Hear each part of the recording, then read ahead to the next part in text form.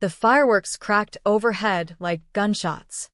Red, white, and blue sparks raining down as his fist slammed into my cheekbone. Pain exploded across my face. Hot blood dripping onto the painted stripes of Main Street in Oak Ridge. The crowd gasped, phones swinging toward us.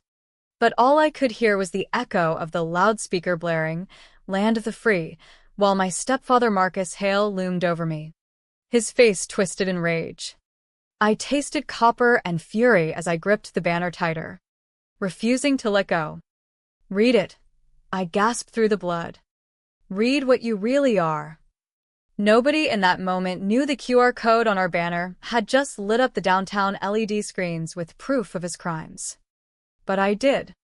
And as the handcuffs clicked around his wrists minutes later, I didn't smile. I just felt the weight of 3 years lifting, replaced by a colder question: how far would family betrayal go before someone finally said enough? My name is Elena Brooks. For 7 years, I've worked as a risk and compliance specialist at Midwest Financial Partners, digging through spreadsheets and fine print to stop money from vanishing into the wrong hands. It's meticulous work, quiet, logical, often thankless. I never imagined I'd have to use those exact skills against the man who married my mother and moved into our lives like he owned them. It started 6 months earlier in our modest 2-story house on Elmwood Drive, the kind of place where summer evenings smelled of charcoal grills and cut grass. Oak Ridge, Illinois, population around 28,000, prides itself on small-town values, flag-lined streets, and its annual 4th of July parade that draws everyone from farmers to veterans. The air conditioner hummed its death rattle in the kitchen window as I sat at the dining table. 3 refinance documents spread before me like accusations. Marcus stood too close behind my chair, his breath carrying stale coffee and something sharper. "Just sign here, Elena. It's straightforward. Your mother already agreed. It's for the house." His fingers tapped the chair back in that impatient rhythm I'd learned to recognize. I kept my pen capped, scanning the terms. The loan amount was nearly double the appraised value of our home and his old workshop garage. This wasn't refinancing. This was cash out. Pulling equity for unknown purposes. "Why does the bank need my signature if it's your property?" asked quietly, keeping my voice even. "I'm your stepfather now. Family. The bank requires all adults in the household for co-signing on home equity lines. Standard procedure." That phrase always set off alarms in my head from work, usually the prelude to discovering irregularities. I turned the pages, noting discrepancies in interest rates and repayment schedules that didn't align with market comps I'd reviewed that morning. This cash out. Where's the money going exactly? His tapping stopped. "That's family business, Elena. Not yours to question." Family. The word sat heavy. My mother Laura had married Marcus in a quick civil ceremony 18 months ago, right after my father passed, and left her struggling with debts. My older brother Nathan refused to attend, calling it too soon. I attended out of loyalty to her. But now doubts crept in. I had quietly pulled public records earlier that week. Marcus's contractor license was suspended 2 years prior in a neighboring county for bid rigging on a county project. Nothing convicted, but the complaint was public. "I saw the suspension notice," I said steadily. "Bid rigging allegations." The silence stretched, thick and humid. On the TV, a local news segment hyped tomorrow's parade route, mentioning the Oak Ridge Veterans Assistance Fund float where Marcus served as treasurer, a local hero role he cherished.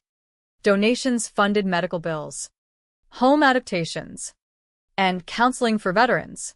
"You've been checking up on me?" His voice dropped cold. "Public record. Just like these loans will become if I sign." I stood, gathering the papers. "I'll have a colleague at the bank review them first. Standard due diligence." He stepped back, eyes narrowing. "You do that, and things might get tense around here." I retreated to my room, locking the door. and open my laptop. Notes filled my legal pad. Verify cosigner requirements. Pull comp rates. Request full credit pulls. My phone buzzed. An unknown number sent a photo of my car parked at work. No text, just the image. Chilling. I added, document everything. That night, distant fireworks pops marked practice runs for the parade. Marcus was scheduled to ride the veterans float, waving like the pillar of the community. But in my room, the real battle had begun. 3 days later, sorting mail, a mortgage statement arrived showing a second lien on the property. My name listed as co-borrower. The signature was mine, but in blue ink. I only sign in black at work. Blue complicates scanning. Heart pounding. I compared it to a rental agreement Marcus had me sign months ago for his equipment. Same blue pen. Same loops. Photocopied. Under magnification. Pixelation and ink inconsistencies confirmed digital manipulation.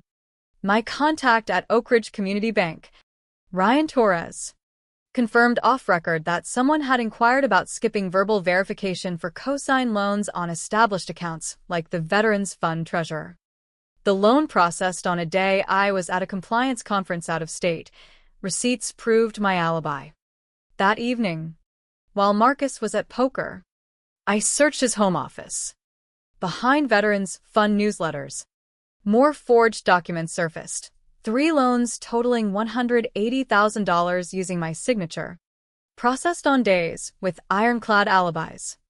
Bank statements showed Veterans Fund withdrawals matching his loan payments, coded as administrative expenses.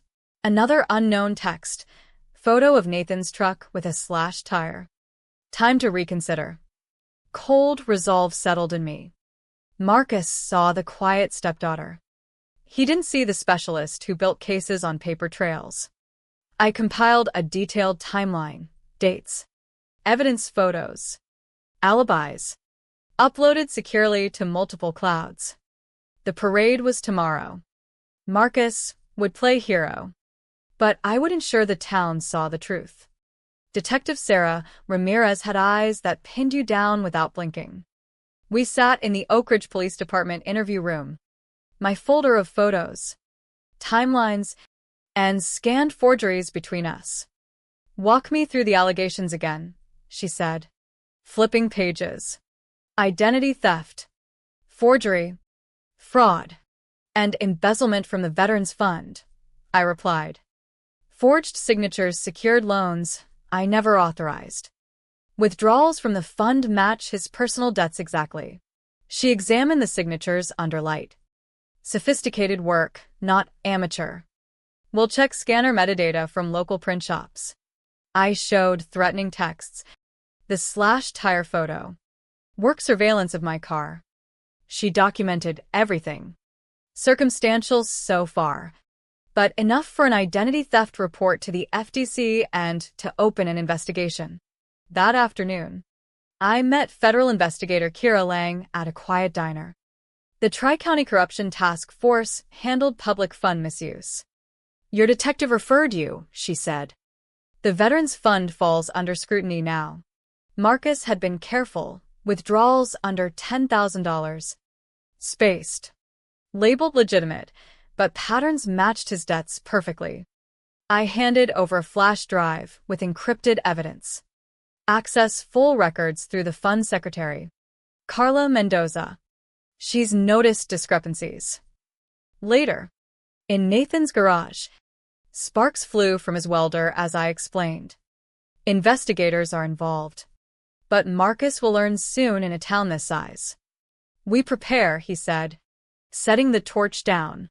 Parade's tomorrow. He's on that float. I showed my mock-up, a patriotic banner, for our heroes, with an embedded QR code linking to a simple site of facts, documents, timelines. All would be public record post-filing. He'll see it and react, Nathan warned. That's the plan. Expose him publicly where he can't hide. Mom found me ironing Marcus's parade shirt later. The fund logo prominent. You're really doing this? Destroying our family? Marcus destroyed it forging my name and stealing from veterans, I said. She slammed the iron down. He's made mistakes.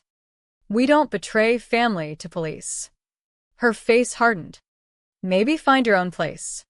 I reminded her of times I'd covered her debts when Marcus's business failed. He's not my family. The words cut, but true. She turned away. That night, I built the website until 3 a.m., side-by-side signatures.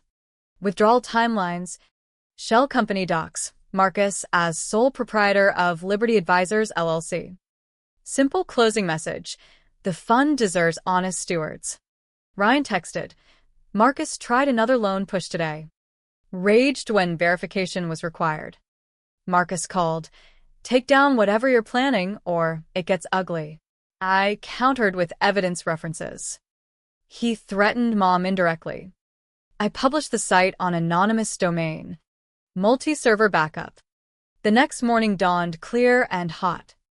Analytics showed 0 hits, soon to change. Kira confirmed $250,000 plus, missing over 3 years. Far beyond loans.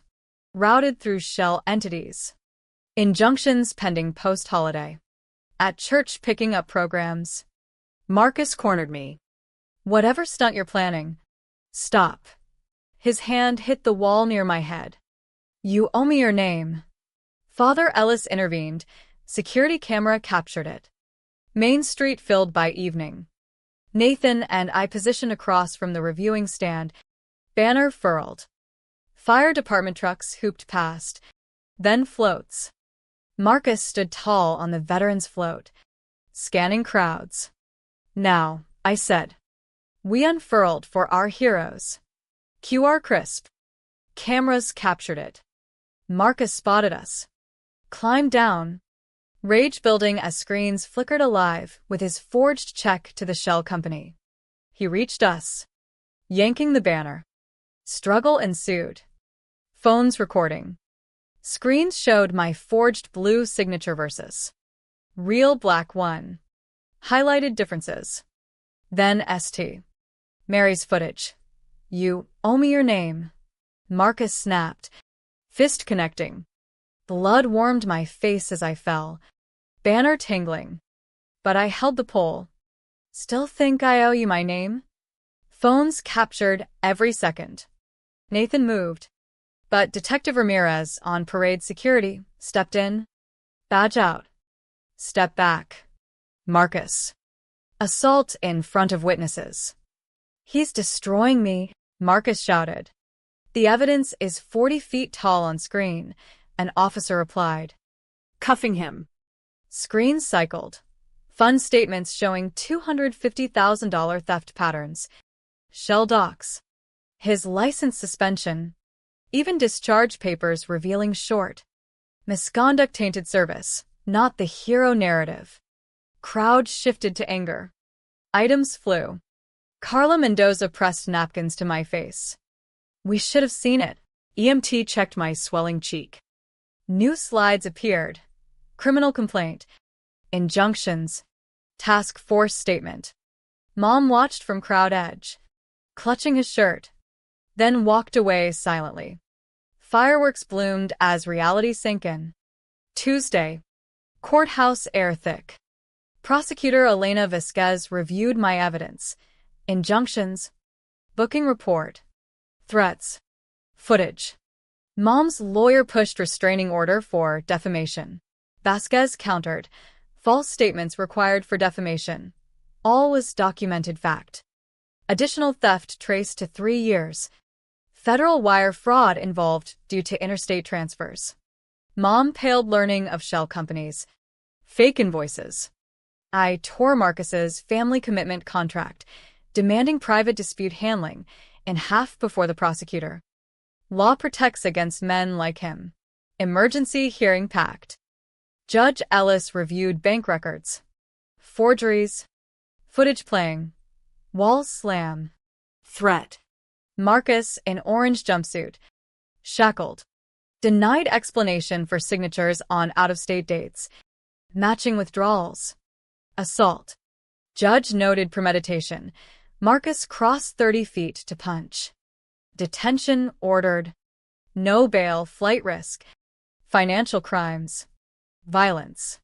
Testimony from Ryan. Carla. Sound crew confirmed QR-linked public court file docs. Transparency. Not defamation. In final moments, Marcus ranted. Judge silenced. Read the banner carefully next time for real heroes you stole from. I stood. My name is Elena Brooks. I earned it through integrity. I don't owe it to anyone. Gavel fell. Marcus remanded. Federal charges pending.